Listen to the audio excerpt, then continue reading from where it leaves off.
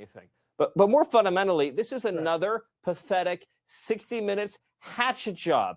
They're trying to tell sob stories about trained Iraqi gang members who drill holes in people's hands, who rape and murder little girls. This is the gang that kidnapped, sexually assaulted.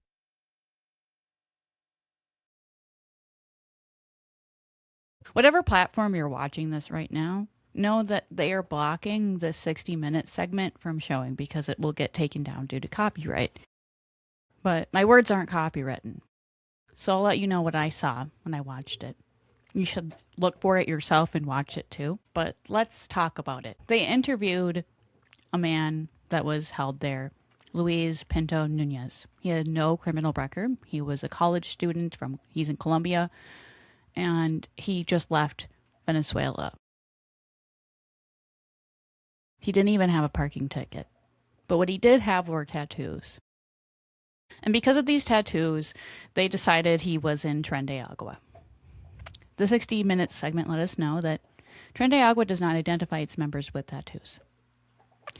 And between the 252 men that were sent to CECOT between March and April, only 8 of them even had violent crime convictions or pending charges.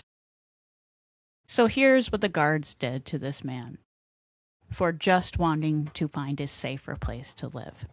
The guards beat him, 4 of them. They beat him until he bled, and they broke one of his teeth. None of these men of all of these men that were sent to CECOT, only 8 of them were convicted of violent or potentially violent crimes. The human rights organization cross-checked and referenced federal databases. ICE's own records showed that only 3% of them even had charges, and some of that was just for immigration. Homeland Security itself has not released these records. So much for being but they talk so much about being transparent. The next man they interviewed was William Lizada Sanchez. I apologize if I said that wrong. I'm just reading from my notes. He endured months of abuse. He had to be on his knees for 24 hours. The lights were on 24 hours straight, and they even said this in videos about CECOT. I think it's the empathy that Stephen Miller is afraid of. Seeing these men speak to us and just regular people, human beings. He said if you moved, the guards would make them sit on their knees for 24 hours straight. While you're watching this video, if you think that's easy, get on your knees right now and sit until this video is over. If you moved, even a small amount, you would be sent to this room called an island.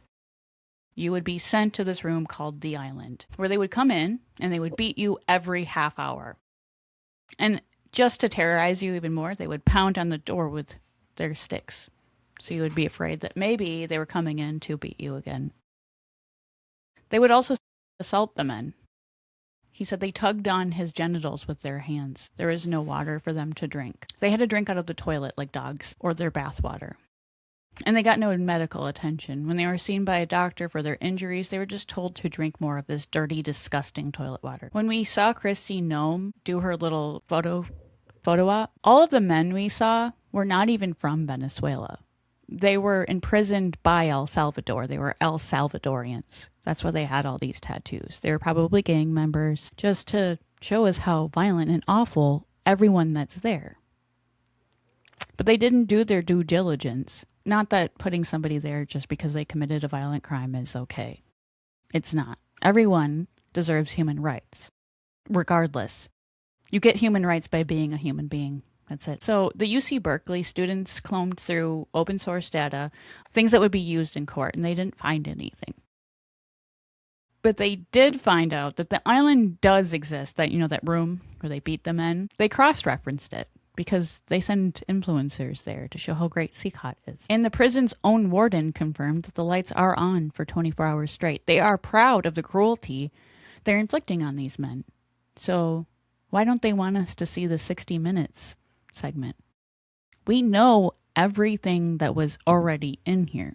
We've heard it. What they don't want is empathy. They know if we see these men and we hear their stories, we'll realize that Stephen Miller And Kristi Noem and Donald Trump and everybody in this administration that says it's okay to send these men here to be beaten and tortured, they're the monsters.